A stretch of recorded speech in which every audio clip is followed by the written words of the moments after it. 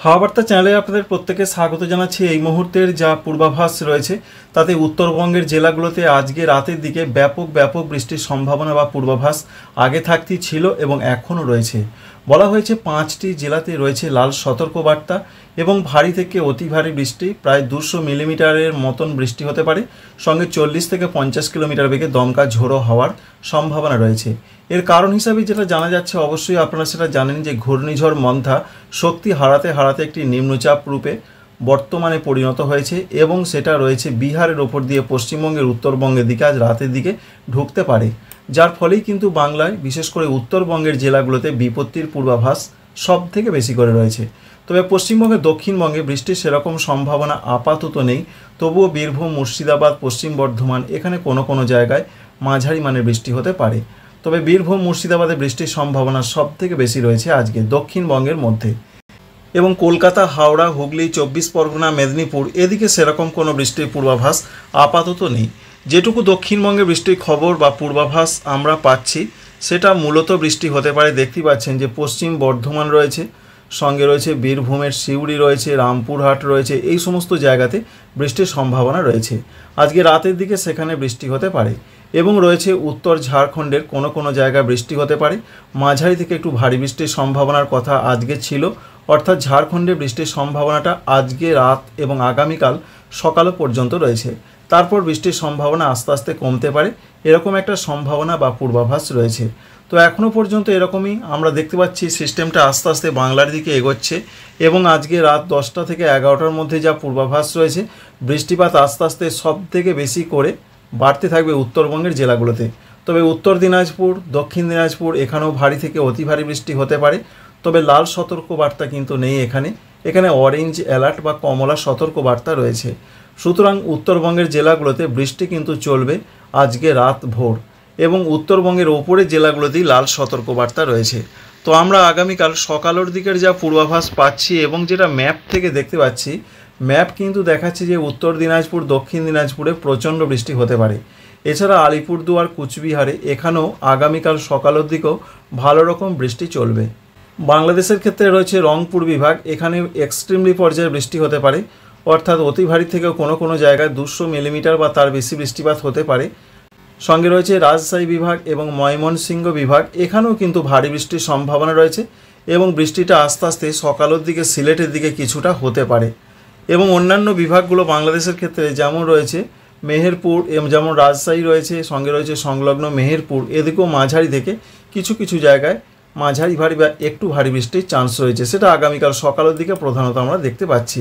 তো এই রয়েছে মোটামুটি পূর্বাভাস যে ঘূর্ণিঝড় মন্থার শক্তি হারাতে হারাতে একটি নিম্নচাপে পরিণত হয়ে সেটা পশ্চিমবঙ্গের উত্তরবঙ্গ সংলগ্ন জায়গা দিয়ে আস্তে আস্তে সেটা পাস করে যাওয়ার সম্ভাবনা রয়েছে, যার ফলে বৃষ্টিটা বেশি করে হবার সম্ভাবনা রয়েছে উত্তরবঙ্গের জেলাগুলোতে এবং রয়েছে উত্তর বাংলাদেশে। এবং আগামীকালে যা পূর্বাভাস পাচ্ছি আমরা, তাতে আগামীকাল বৃষ্টিটা প্রচণ্ডভাবে হবার পূর্বাভাস রয়েছে। আজকে রাত থেকেই বৃষ্টি বাড়বে আসামের ক্ষেত্রে রয়েছে গোয়ালপাড়া, গুয়াহাটি, বরপেটা এই সমস্ত জায়গাতে ভারী থেকে অতি ভারী বৃষ্টির সম্ভাবনা রয়েছে। তবে ত্রিপুরা, মণিপুর, মিজোরাম, নাগাল্যান্ড এখানে যা আপডেট রয়েছে আজকে এবং আগামীকাল, তাতে বলা হয়েছে স্ক্যাটার্ড রেন হবে, ছড়িয়ে ছিটিয়ে হালকা মাঝারি বৃষ্টির কথাই কিন্তু আবহাওয়া দপ্তর জানাচ্ছেন। এই রয়েছে আগামীকাল সকাল পর্যন্ত পূর্বাভাস। আর ঝাড়খণ্ডে আজকে প্রচণ্ড বৃষ্টির পূর্বাভাস ছিল, তবে মাঝরাতের পর থেকে বৃষ্টি আর সেইভাবে দেখা যাচ্ছে না, বৃষ্টির সম্ভাবনা অনেকটা কমে যাবে। আগামীকালে যা পূর্বাভাস রয়েছে 1 তারিখ নভেম্বর মাসে, তাতে বলা হয়েছে যে দক্ষিণবঙ্গে কিছু জেলাতে বিক্ষিপ্ত হালকা থেকে মাঝারি বৃষ্টি হতে পারে।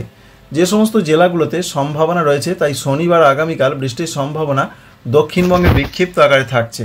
তার মধ্যে রয়েছে কলকাতা রয়েছে, হাওড়া রয়েছে, সঙ্গে উত্তর 24 পরগনা, দক্ষিণ 24 পরগনা, পূর্ব মেদিনীপুর, নদিয়া এবং মুর্শিদাবাদে কোনো জায়গায় কিন্তু বৃষ্টি হতে পারে। তাই দক্ষিণবঙ্গে এই জেলাগুলোতে বা বাংলাদেশ লাগোয়া যে পশ্চিমবঙ্গের জেলাগুলো রয়েছে সেখানে বৃষ্টির পূর্বাভাস রয়েছে। তবে যেমন পুরুলিয়া, সঙ্গে রয়েছে পশ্চিম মেদিনীপুর, ঝাড়গ্রাম, বাঁকুড়া, বীরভূম এদিকে বৃষ্টির সম্ভাবনাটা আগামীকাল শনিবার নেই বললেই চলে। যদি হয় 2-1 জায়গায় খুব হালকা বৃষ্টি হতে পারে, বিরাট কিছু হবার চান্স বা সম্ভাবনা নেই। এবং আগামীকালে যা পূর্বাভাস পাচ্ছি আমরা, উত্তরবঙ্গের জেলাগুলোতে বিশেষ করে বেলার পর থেকে সকাল পর্যন্ত তো প্রচণ্ড বৃষ্টিপাত চলবে, বেলার পর থেকে এই আবহাওয়া দপ্তর পূর্বাভাস দিচ্ছেন যে বিশেষ করে জলপাইগুড়ি, আলিপুরদুয়ার, কুচবিহারে বেশ কিছুটা ভারী বৃষ্টি হবে আগামীকাল 1 তারিখের দিকেও।